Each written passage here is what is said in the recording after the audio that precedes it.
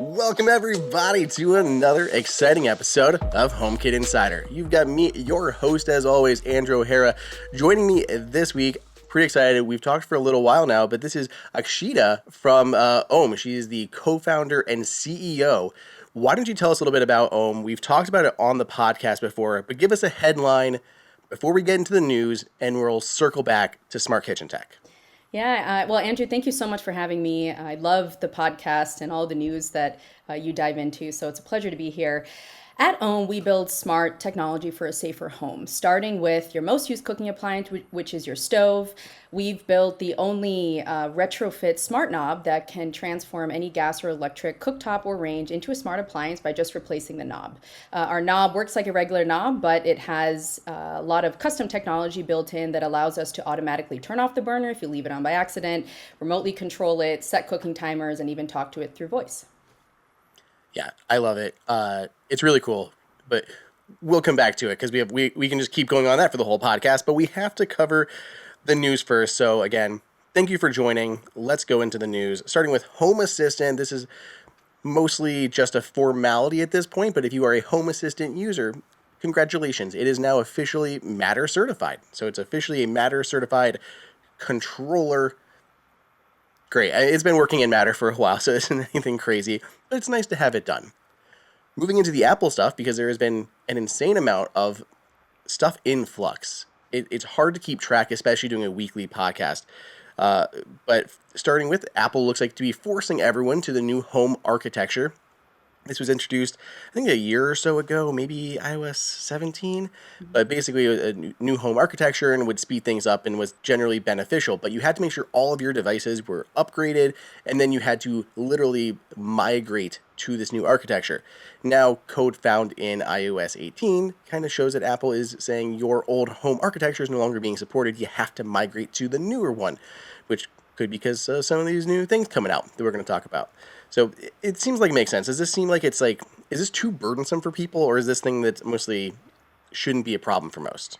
Yeah, we have to go through, and I've had experience with, upgrades, and the reality is that they are necessary, right? I mean, I think with every upgrade, whether it's an over-the-air update for a smart device or even the iOS platform, it's ultimately in the long term a really good move for stability, right? And what they're really trying to do is create a more secure, stable environment. And yes, of course, there are going to be short-term frustrations with everyone who needs to upgrade, and a lot of us tend not to, just because it's easier not to. But I do think that in the long run, it is the best move. And with every update as well, I feel like it's gotten a little bit more seamless. And I've even seen, with this update, that consumers have commented that it was relatively painless, and so I'm on board with it. Yeah, for me, when I did this upgrade, everything feels super quick. Yeah. It's honestly one of those magical moments now when I stand in the kitchen and I tell my smart assistant good night, and almost instantly the lights turn off, Yep. shades close, TV's off, ice maker turns off, everything all at once, and it's so quick. So I do think it's worth it. But I ran into maybe you have similar experiences being someone who's more on the techie side. I have other people's homes that I'll also have access to, like my parents, and I could control a few of their smart home things. They had not updated like their Apple TV, so I couldn't upgrade my home framework because a home that I was added to did not. So I had to leave their, home in the home app so that I could upgrade my own home Yep. when that happened. So that might be a weird loophole for people to kind of make sure they take care of before this happens. Yeah. Yeah. I mean, again, I think those are the frustrations that everyone is going to go through. But at the same time, when you think about it from the tech side, with each version of software, that is a version of software that the company, in this case Apple, has to keep managing. And so you can imagine if they're not forcing people eventually to upgrade, that they have to support now all of these versions going back how long, right? And of course, new bugs come up, and that, from a business standpoint, I can understand becomes a huge headache. And like you just mentioned, with everything that your home can now do just because of one command, that's really due to these new software versions that are allowing for it. Agreed.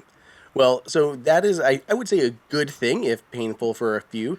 The bad news here, and I know Wes talked about this a lot on the Apple Insider podcast, but it's true. Apple's next generation smart assistant has officially been delayed, dropped on a late Friday afternoon, as Apple typically does, like literally after Wes and I just record, and we argued, no, it's not delayed. Yes, it is delayed.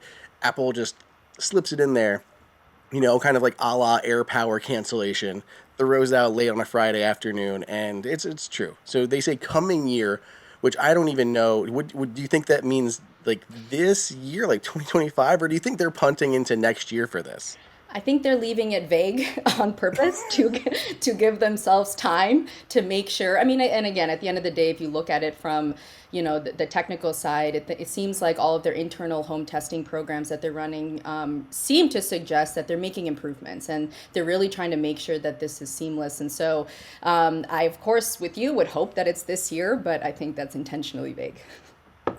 Yeah, it seems so shocking to me that we had debates like we talked about on the podcast that, oh, it's coming in 18.4. That's the target, and now it has become so out of whack that it can't even be determined if it's this year or next year. Like we were supposed to get this in a month, and Yep. now it's maybe next year. Yeah.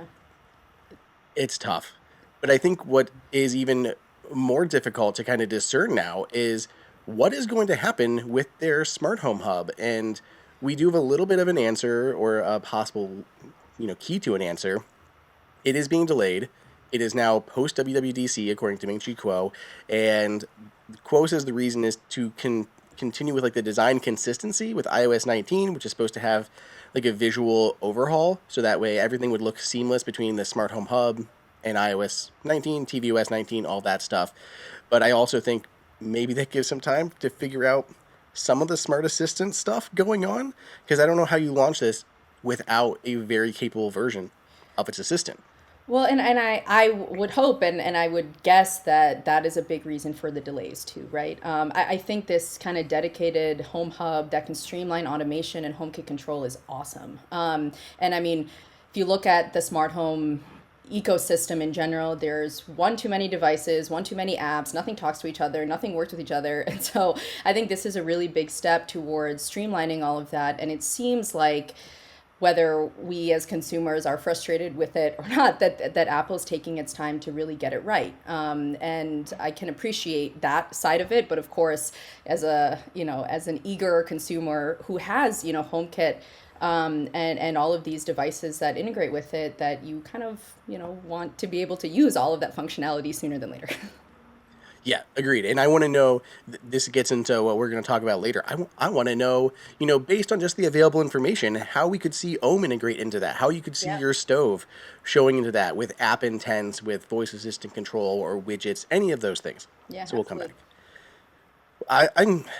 I don't know. I think that also makes sense, not to like linger on this, but it does make sense for like from a design standpoint of if Apple really is going with a design overhaul in 19, because it would be weird, right, to come out with like icons that don't match, so it's kind of like spoiling the surprise of 19, or they'd have to have old icons and immediately change them when Home OS 19 or 2 is announced at Dub Dub. Yeah. Yeah, I don't know. I guess the whole timeline on all this stuff has been so murky and riddled with questions. Con- Continuing to talk about the news, we have Roomba. Roomba is launching a series of new vacuums. They have quite a few of them. So their flagship of the new bunch will be the Roomba Plus 505 Combo Robot Plus Auto Wash Dock. That's the full name. If you want to scold it, you can use the full name. That's the only one that's going to support Matter amongst all of these. The 10 Max, the one that came out last year, also supports Matter. So there'll be two Roombas that do this. This kind of flagship model, dual spinning mops. Rate mop extends to clean edges. Can also raise mop 10 millimeters for carpets. It has an updated dock that'll wash and dry the mop pads, refill the water tank, empties the bin, all that kind of stuff. It does have heated drying in there, which is something that the Combo 10 Max does not have. But they still consider the 10 Max the flagship because it has stronger cleaning power, higher suction on that one, though they're not getting into specifics. I don't know how much you have been paying attention actually to like the robotic vacuum space, but all of these features seems like things that I have been covering for years now that are just now on a Roomba. Yeah, so it's interesting when I did see the launch of these these eight new models, and we can get into where that coincides with iRobot as a company, because I know you and I both talked about that.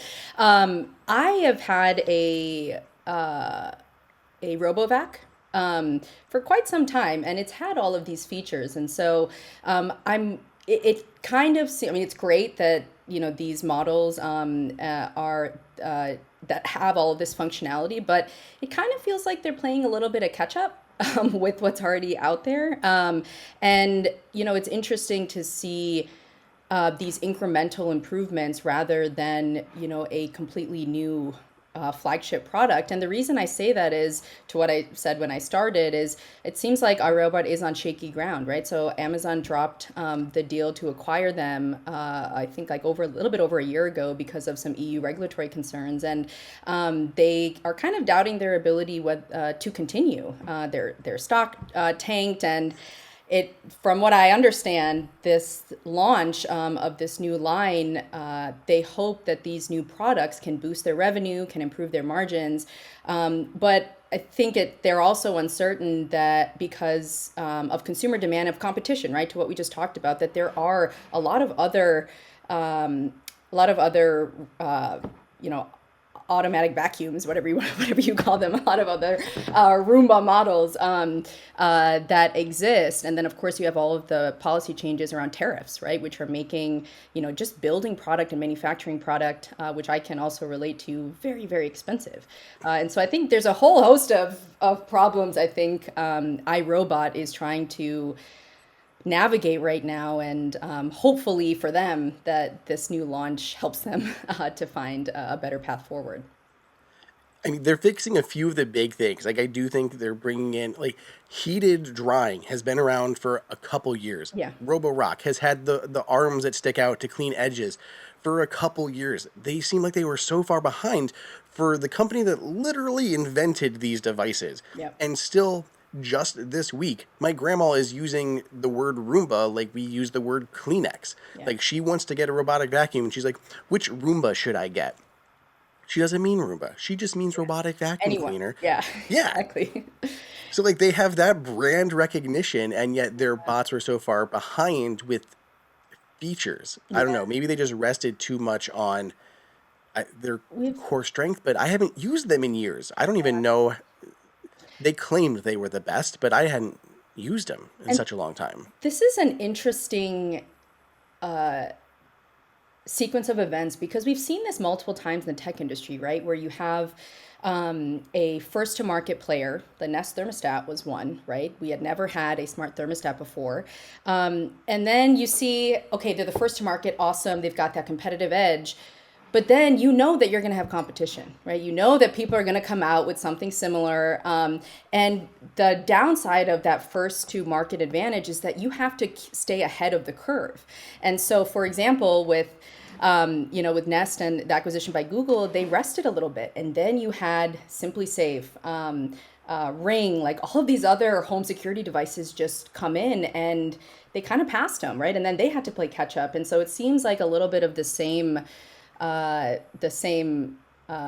story there, where iRobot was like the leader, and then just maybe took its foot off the gas. I don't know what happened. But then now you have just so many other similar kinds of products on the market. Yeah, my parents had a very early iRobot Roomba, and I remember having to sequester off the rooms with the little. They looked like canteens or claymores or something. I don't know, but they had like lasers or something. You'd put them on the edges of rooms as boundaries, and they would go up to it and detect it, and then turn around. And they completely stopped using it because it was like it was fine, but they never put up the barriers, and it just kind of went away. Yeah. And eventually now they have I think they have the one. I don't remember. I think it's the Eufy one of the high end Eufy ones that they like a lot. That's been working well for them. I've got the Roborock ones. Which ones do you use right now? I have the Roborock. That's the only one I have. That's the only one I've ever had. I was, to be honest, a little bit late to the game because I'm very much like cleaning is like a space for me to just like disconnect, listen to music. So I was a little late, but I do have the Roborock, and a lot of this functionality of being able to mop and dry and vacuum at the same time was there. But I think they've come out with new models even since then. Yeah, well, we can talk about that because I did a whole deep dive on using robotic vacuum cleaners with the Home app in iOS 14. This is not 14, iOS 18.4. Yeah, But we're a this little is past little past that at this point. This is something that we have talked about on the podcast for so long, something that I've been wanting to be able to actually properly demo for ages, and it is finally here or about to be here. Go read the piece or watch the video because I have deep dives on all this. So everyone listening, go look at those if you want to learn more. But let's go through the high stuff here. Very easy to set up. So I got access through an early access program on Robovacs, but Roborock also has one coming out very soon. You can spur up the Matter pairing code, add it to the Home app like you would any other accessory, and add it to the room, give it a name, that kind of stuff. Controls for the Robovacs model, you see like the play button to just start cleaning. You can also change the mode. So for the X8 Pro Omni, there was only vacuum and mop. The Roborock should have a dedicated mop mode as well. The reason being, if you look in the Robovacs app, there is no mop. It is only vacuum, and mop. Like, those are the only two options. So that's why you only see those in the Home app. You can choose your room, which is the big thing here. These are part of the Matter 1.4 update. These are service area clusters, and that was added in 1.4 to go with the original announcement in 1.2, but those will pull over from the Robovacs app or your manufacturer app. So you set up all the rooms, you do your navigation, your mapping. Those rooms will show in the Home app. Then you just select them and run it out. You can also use your voice and just say, hey, can you vacuum and mop the kitchen, dining room, and living room? And that will happen. It is really that easy. And my son, he is just so generous. That 2.5-year-old, he gave me 2 great times to test this out this week. First, I leave for, I swear, 30 freaking seconds to go into the other room, and he had went into the pantry with our barn doors, took out our massive thing of flour that is literally on casters because my wife bakes so much, rolls it into the living room, and was getting it out. going to town. Because Faith made rolls, so he was scooping out flour. So I took him into the other room and told Apple Assistant to vacuum the kitchen, and it did it perfectly. So cool. Second time, we're practicing, the whole potty training situation. Ooh. So he's in, those like the corner lower cupboards that are like round that have like a lazy Susan situation. Yep. He was in there going through all of our bowls, and all of a sudden he's like, "Oh no!" I'm like, Oh "What no. is it, buddy?" As I'm unloading the dishwasher, and he turns around and just shoots an arc through the air. So he was peeing into the cupboard, then into the air, and then right into the dishwasher. Oh, jeez. So I'm like, buddy, potty. And he's like, potty. I'm like, go to the potty. And then he just turns and runs.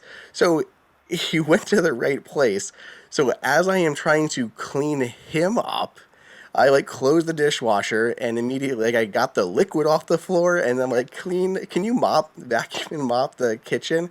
And it went and did that. So another great time to test that out while I was getting the rest of things together. I could just do with my voice. It was so much easier than having to get out an app, Yeah. choose rooms and all that stuff. Yeah. There's still things that could be added here, but this is very cool. I mean, is this something that you are hoping to do with your model, depending on which one it is?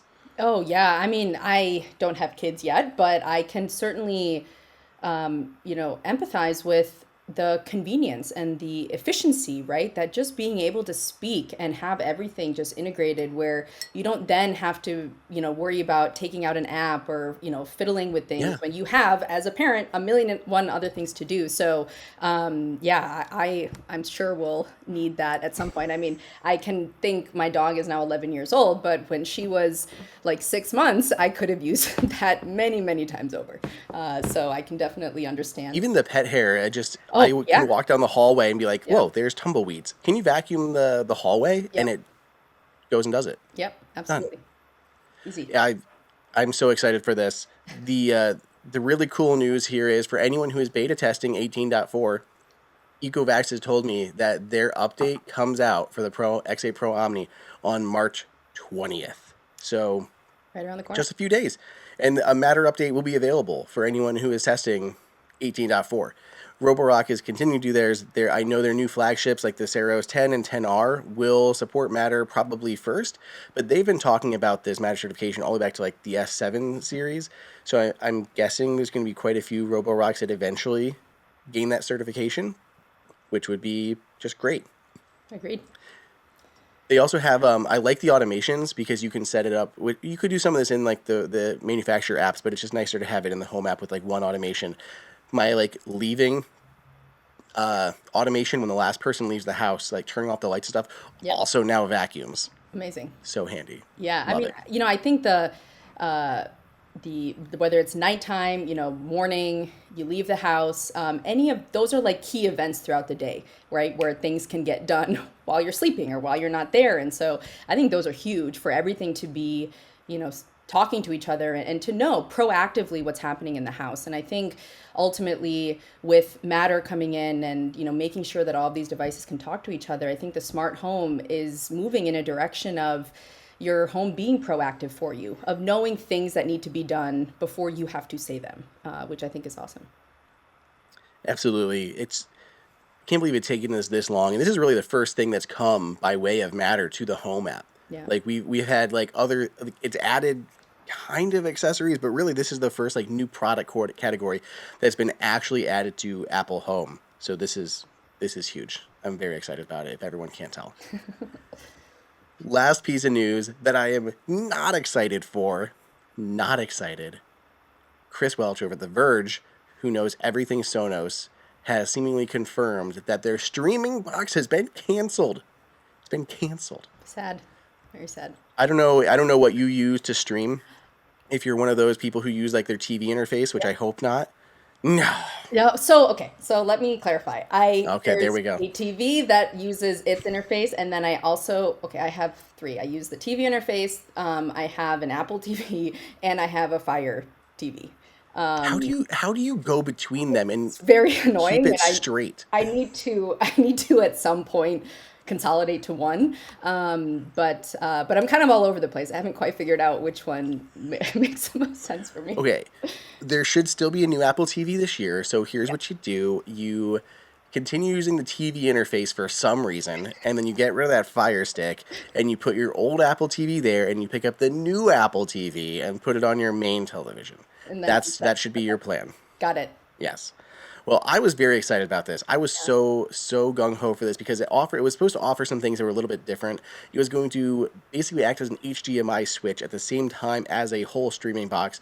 They apparently were going to have Netflix on board to actually have a unified watch list that Apple doesn't even have on the Apple TV, and it would allow you to have different setups for Sonos audio, so you don't have to have a sound bar. You could pick up two like Era 100s or Era 300s and set them up as front, left, and right speakers and just go that way and have no sound bar. And like you could have all these different options for speaker setups. I was very optimistic at how this was going to perform. It was supposed to have a little bit of a higher price tag, which to me just meant it was going to push Apple to innovate on the Apple TV even more as my favorite box. So I was all about this, and I was pretty crushed. I was more sad about this than Apple Assistant's next gen being delayed, personally.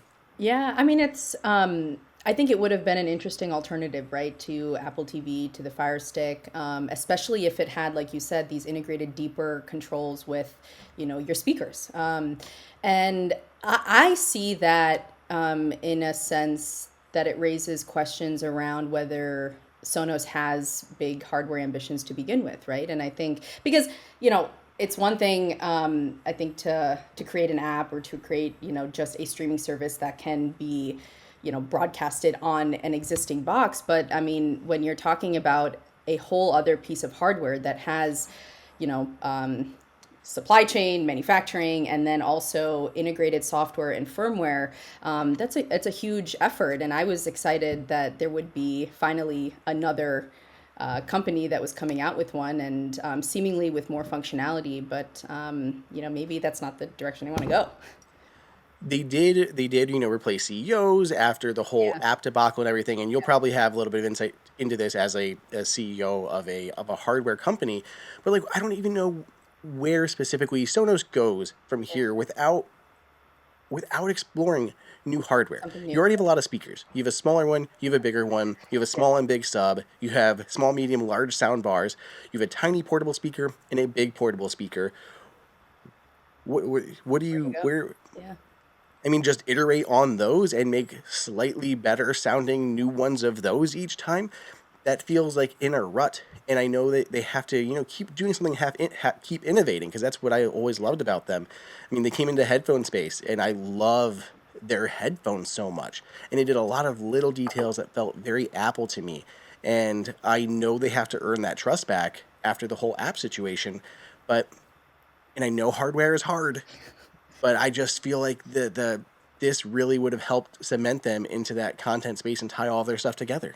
Yeah. Well, and then also, expand their reach, right? Because I think, you know, for the most part, people already have chosen what speaker system they want.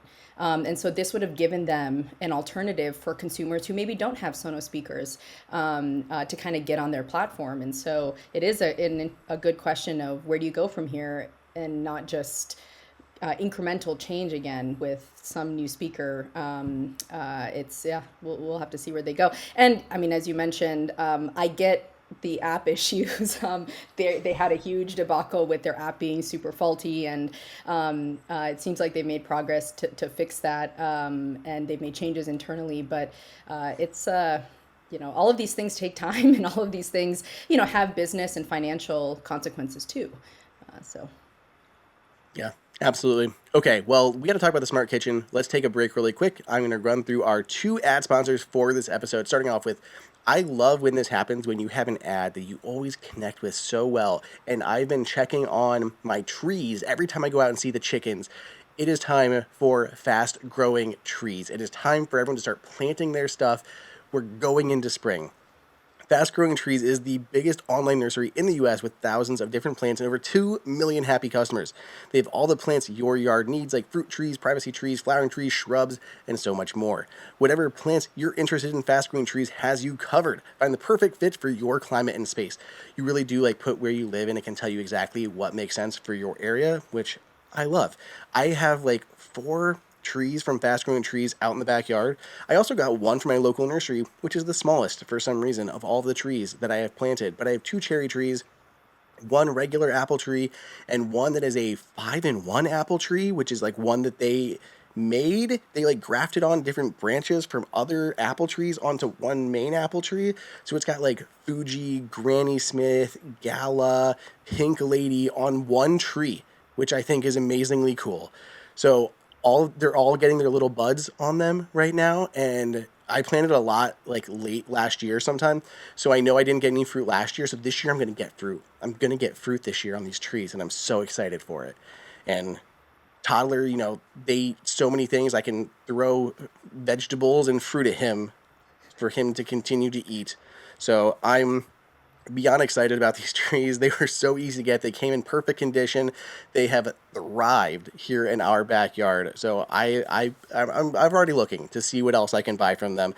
This spring they have the best deals for your yard, up to half off on select plants and other deals. And listeners to our show get 15% off their first purchase when using the code HomeKit at checkout. That's an additional 15% off at fastgrowingtrees.com using the code HomeKit at checkout. Fastgrowingtrees.com code HomeKit. Now is the perfect time to plant. Use HomeKit to save today. Offers valid for a limited time. Terms and conditions may apply. Then, real quick, we have Shopify again. If you are starting a business, you need that perfect partner. You have hardware, you have a product, whatever it is, you got to find a good platform to host it on. And there's a lot of them out there. But Shopify is the one that makes it so easy. And they're great from whether you are a startup, whether you are a mid-sized company, or whether you're large. You have all these different companies in the tech space that use it. Moment uses it. Nomad uses it. They're Allbirds, Rothy's, Brooklyn, and these big companies are using it. Everyone is using Shopify. They make it easy to manage inventory. So if you have a physical store or a marketplace, you can have that and an online store and manage inventory between them. You can do things like ship to store. People can buy online and pick up at your storefront. Super handy. For shipping, they'll handle calculating your shipping costs and your taxes and duties, all those things for you too. Limit to where you want to ship to based on like worldwide shipping. It can do all of that stuff. It is so easy, so simple. Because when you are running a company, you are starting a company, you don't need to know or think about all those things. So Shopify can help you out with that. They also are using like AI in ridiculously cool ways to help convert shoppers so they're not just looking, they're actually buying. They have the Shop app, which allows people to track their purchases. They can see from the time they place it to it getting shipped out to leaving reviews for your store. And their AI assistant in their Shop app can help you find cool brands to buy things from. I use it all the time for finding gifts for people. It's super duper handy.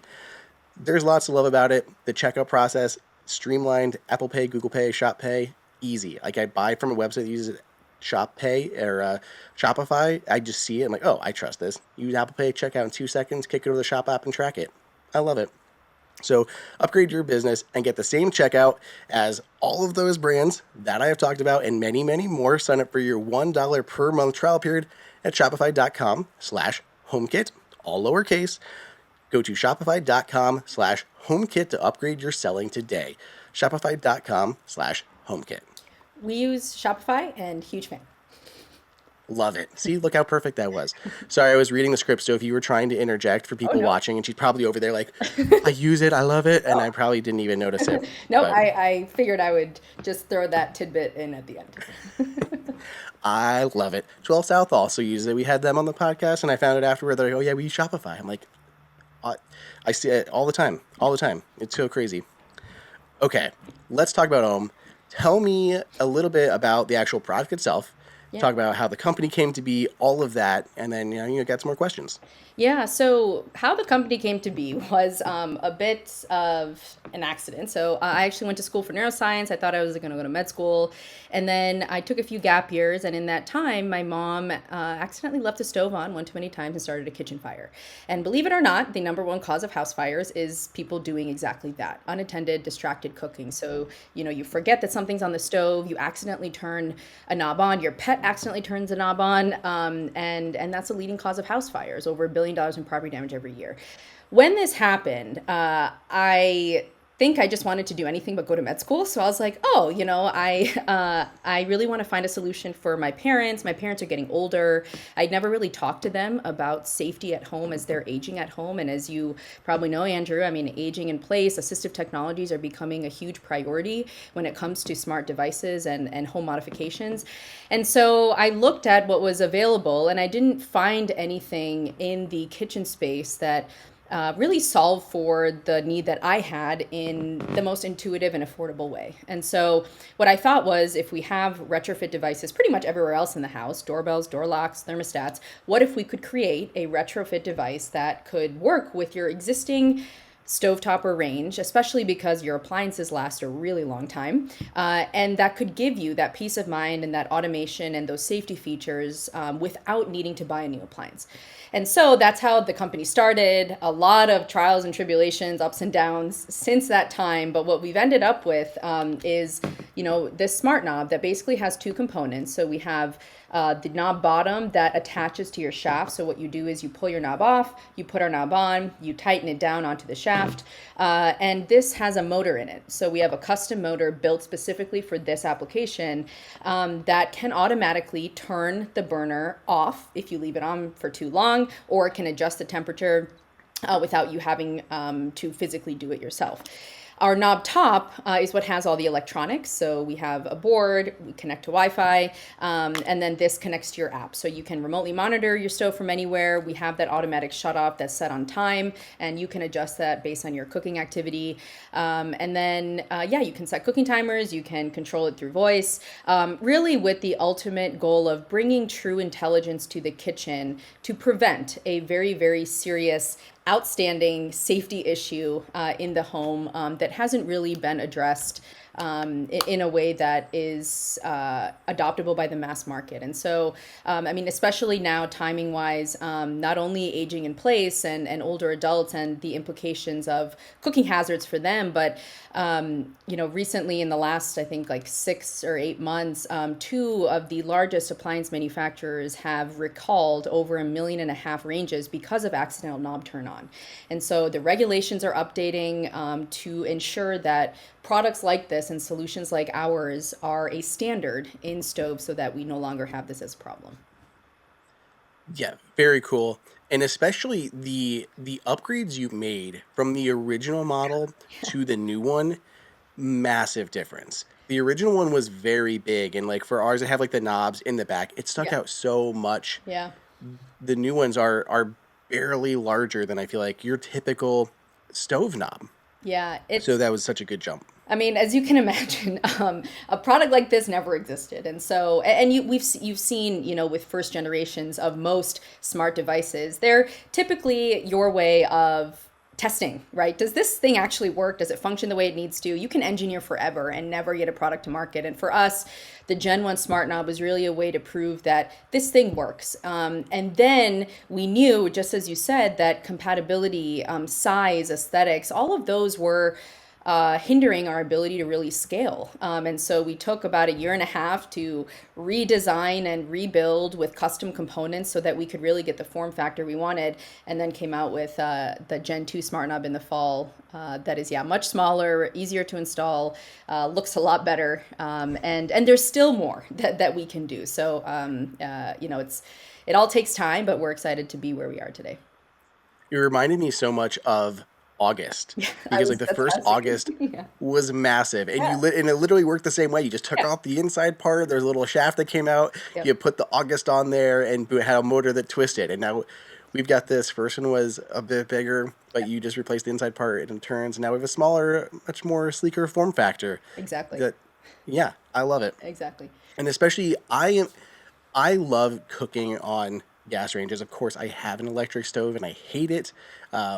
But we like a lot of our family homes, like my parents and our lake house, they all have the gas ranges, and I love them. But always makes you nervous of whether did they get bumped on? Did you know that it was on? All those concerns with that, Yeah. or how long they were left on, or even just when you're cooking is one of my favorites. Is like you're like cooking soup or something, so like you have a massive stock pot, so you have your temperature all the way up, and then you're in the middle of chopping things or you know opening some eggs, cracking eggs, and then all of a sudden it's like boiling over, and you're like frick frick frick, and now it's like something you can actually just do with your voice to have that adjusted down for you Yeah. without having to try to get back. I Yeah. love the idea of this thing.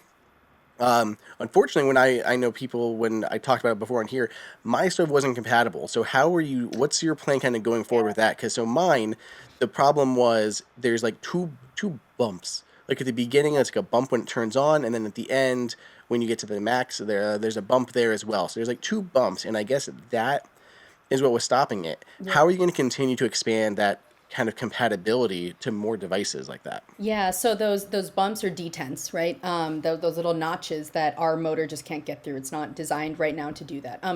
I think to set maybe the baseline here, retrofits are hard to get right, right? I mean, you talk about look at the August lock, even the Nest thermostat, your doorbells, because designs and for us stove designs vary widely, and certain ranges like yours have those notches or physical constraints that can make that universal fit very tricky. The purpose for us of leveraging the retrofit market was to prove that one, you can take quote dumb appliances and make them smart, to bring that threshold down for a consumer to get this kind of technology into their home, right? And then also connect them digitally, right, to your app. You don't need to have them replace a new appliance. But then now we're at a point where we've brought this product from 0 to 1. We are compatible with as many ranges and stovetops and brands and models that we can possibly get to on our own. And the next step to how we expand that compatibility is to work directly with the appliance manufacturers, right? Like if I had the exact specs of your stove and I knew where those notches were and I knew what the shaft looks like, I can customize this specifically for your stove, which makes not just the compatibility better, but then the entire experience for you, right? Like if I know what all your settings are, we can pre-program that. You just select from a list of, hey, I have a, this model and brand, and then we can pre-program everything. And so we are at a point as a business where we are actually having those conversations with the OEMs because they need a technology like this to make sure that the safety issues that exist are no longer safety concerns. It is top of mind for all of them, and then also to cater that experience and cater the form factor to specific brands, which as a small company, we're just never going to be able to do ourselves. And I think it's time for us to be working and collaborating with these bigger brands so that we can really scale this product to the next level. Well, how do you look at this with like all these emerging technologies that are coming out on the connectivity side? You guys are working on the hardware and making it backwards compatible, all of that. How do you approach like right now you're on Wi-Fi, which is pretty power intensive. How do you have you looked at doing a thread version, which I already like I know is going to be hard on if you're looking at an older demographic for the aging in place folks, they're not necessarily going to have a thread border router going on. But for me, who has that, like, Yeah. I feel like that would be a nice option instead of Wi-Fi to help prolong battery life. Or even talking about Matter, we have appliances now in Matter. Could it Yeah. be theoretically possible to get a Matter certification on just a knob, even though it's like a stove? Yeah, it's a great point. So I'll tackle Matter first. I think the what Matter ultimately offers is a way to unify all these communication protocols, right, and allow them to talk to one another, which reduces reliance on the cloud, and it's super secure. But it's still early for the appliance industry. So yes, I think Matter version 1.3 supported cooktops. So they added cooktops, but it hasn't yet been widely adopted throughout all smart appliances. But it has opened the doors for smart ovens and stoves. And so I do see Matter integration for us being very useful in the future, especially given all of the other systems that it can work with. But it is an effort. And I think now that we are trying to work directly with the appliance manufacturers, there's a little bit of catch up in terms of the industry standard of what is being integrated into appliances. And so that is a constant talk. I mean, we are having these conversations now about that software stack and where we see the opportunity for the knob, both as an integrated solution and as a retrofit, which brings me to Thread. So Thread, yes, is a communication protocol that is designed specifically for low power, reliable, and secure smart home devices, right? So it's ideal for battery operated devices, which our smart knob is right now. And the other thing too that I really like about Thread is that there's no single point of failure, right? So like if one device goes offline, the others are still going to work. So whereas right now, if your Wi-Fi goes out, everything goes out.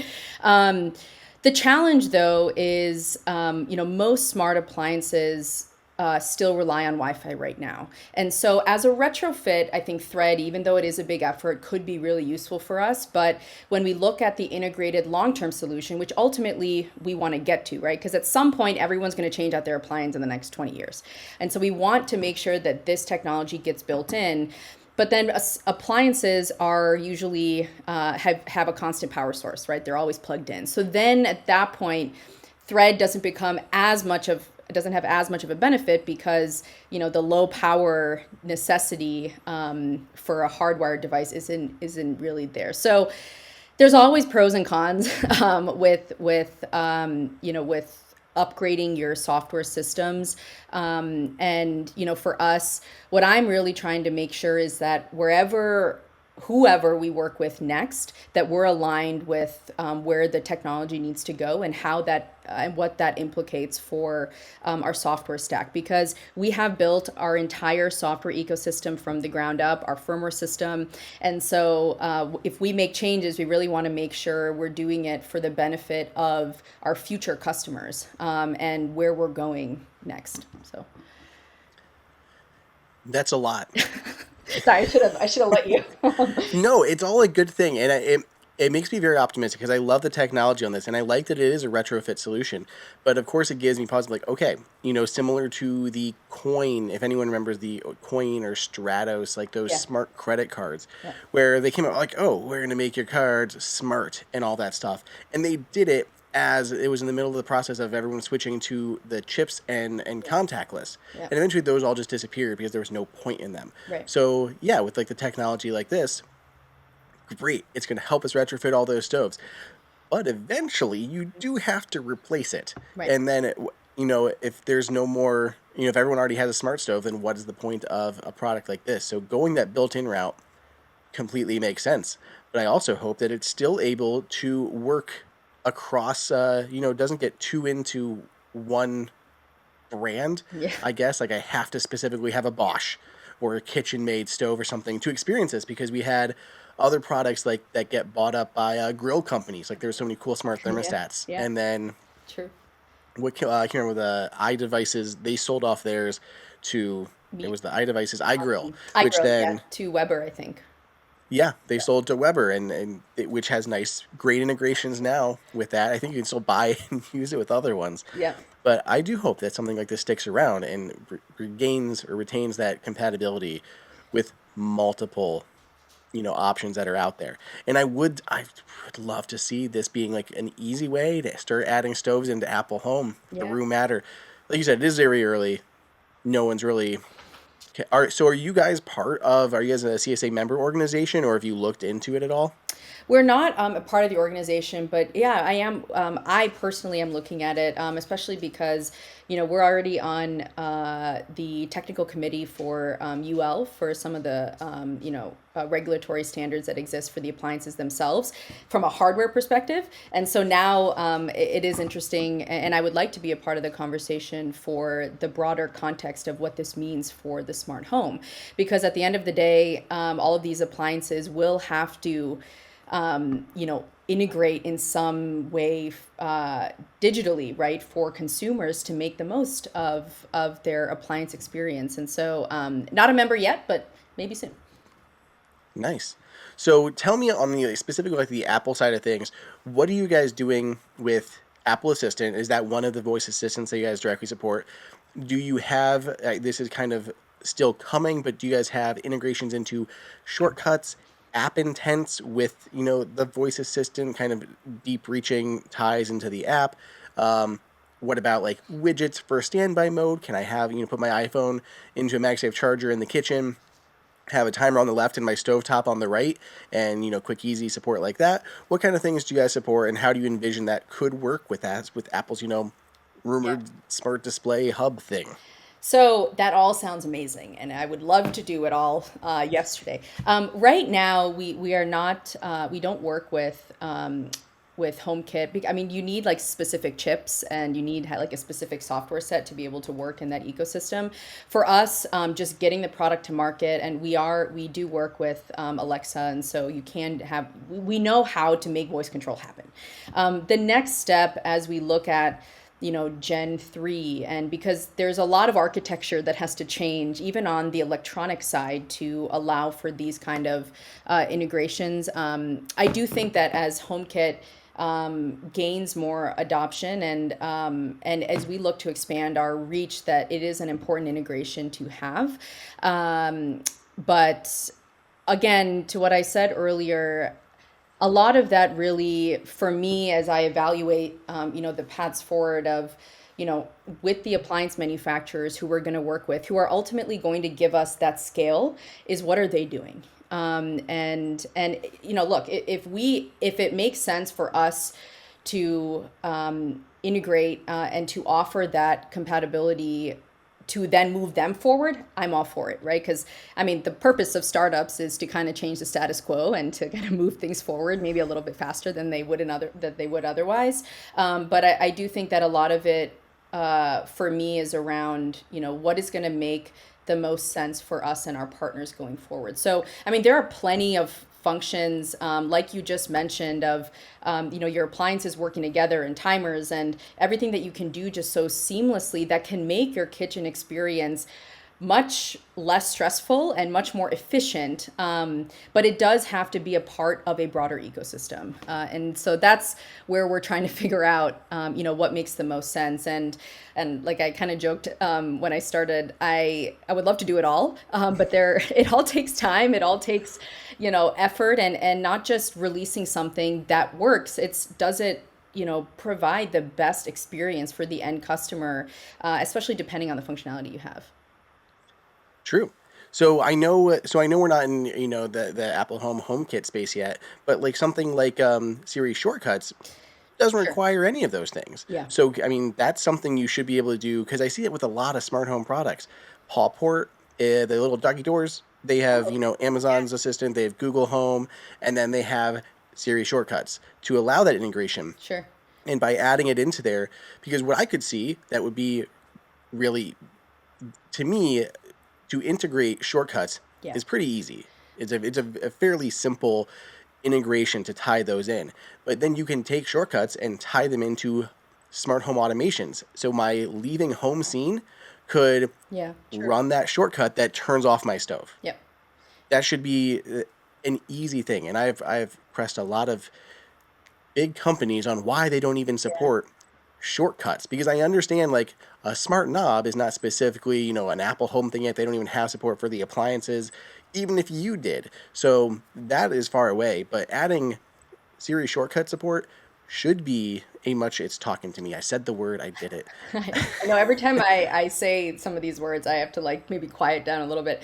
No, you're right. You're absolutely right. I think Siri control would be a natural fit, right? And, you can say, "Hey Siri, turn off burner one" or whatever. And you're right. It doesn't have any hardware implications. There's no different chips we need to use, and I think that is a stepping stone to kind of breaking into the HomeKit market. And to be fair, we have had quite a few customers, especially recently, ask us about HomeKit integration, about Siri controls. And so, yeah, that I agree is a much easier effort than something more extensive. So, yeah, we can certainly look into that. So what I'm hearing is that everyone who listens to this episode should get on their computers and write an I email. know.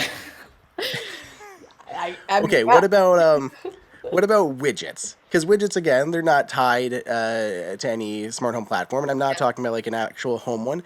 Widgets just for your home screen, because if yeah, they're on your home screen, they can easily be added into standby mode, sure. which makes them a perfect kitchen companion. And yeah, and to be honest with you, I never even thought about widgets. And that's actually, I mean, and I use them for other apps. And so I think and especially something that you kind of just want to be able to quickly access and not have to go through, several screens and flows to get to what you want. I hadn't thought about that, but it's an easy thing for us to do. Yeah, I think that because then there's your groundwork. Yeah, I'm just saying, for sure. here's you get widgets done. And then when Apple does eventually Yeah. launch its hub, I think it's a lot of our assumption that a lot of this device is going to be basically running versions of widgets from standby mode. So if you already have, widgets and some of that groundwork done, you could have immediate integration into Apple's smart home Yeah. hub when it launches, Yeah. which would be fantastic to see. Yeah. That'd be such a great use case for the kitchen. Yeah, I agree. I love being proactive and kind of setting, like you said, setting the groundwork, right? For that when it does come out, that we're already kind of ahead and not playing catch up. So no, it's a good point. I hadn't thought about it. There we go. Well, anything you want to leave us with? This was awesome. Yeah. I love cooking and kitchen tech. Like I have so much kitchen tech. You make me a smart coffee maker, and I'm going to buy it in 30 seconds. Just going to Yeah. happen. Yeah. No, I mean, But yeah, it's been a pleasure to be on. And I'm the reason I'm always excited to talk about anything cooking, but generally even the news this week of how the smart home is evolving and beyond just convenience, and we're taking into account safety and security and solving real world problems, and I think that's becoming a bigger focus. And when you do talk about the kitchen, it is really one of the last frontiers for smart home innovation, and so I'm excited to hopefully see the appliance industry adopt Matter and embrace more proactive safety features. And we're already a part of the conversation, but hope we're a bigger part of it. I know. I don't mean to like stroke your ego, but it was such a great spot to pinpoint because we are just now getting these big appliances that are finally moving to matter. Yeah. And what you can't have a retrofit solution for your fridge to be able to add matter, Right. like to control temperature. You can't have a retrofit solution for a dishwasher. And the number one thing that's going to be dangerous is your stovetop or your Yep. oven. Yep. So this just it was that a perfect spot to come up with something here that adds convenience, adds safety. We're still early, and I'm very excited to see what stuff you add. I'm excited to get widget support and for there to be a version that will work with my stove. I've I already put would. it out there, so I don't have a choice now. But no, me too. Now you're committed. Yeah, it makes all the sense, and I think it's the way the industry is moving forward, and we want to be ahead of that. Awesome. Thank you again. Anyone, if you want to learn more, I will put links for Ome down in the show notes so you guys can check it out. You want to go over pricing a little bit too, just really quick there. What do these cost? Especially if people have to get four or one. How does that kind of break down? Yeah, so we do sell them in packs. So you can buy one, you can buy four, five, or six. One we sell for 129, and then every time you add one, you get a bit of a discount. So four is 399. And as we scale production and as we work with industry partners is really trying to bring that price down to make it accessible to the mass market. I mean, it can get expensive, and we understand that, and we are trying to work in the places where we know can bring costs down for us, which means we can bring costs down for our end customer. But and then hopefully, eventually, like we've already discussed, this just comes in built in with every stove you buy, and it doesn't really cost you anything much extra. Because when you think about an integrated solution, you're taking out a lot of, I mean, you're stripping this down really to the core functionality and then putting it in the range. And so eventually we'll get there too.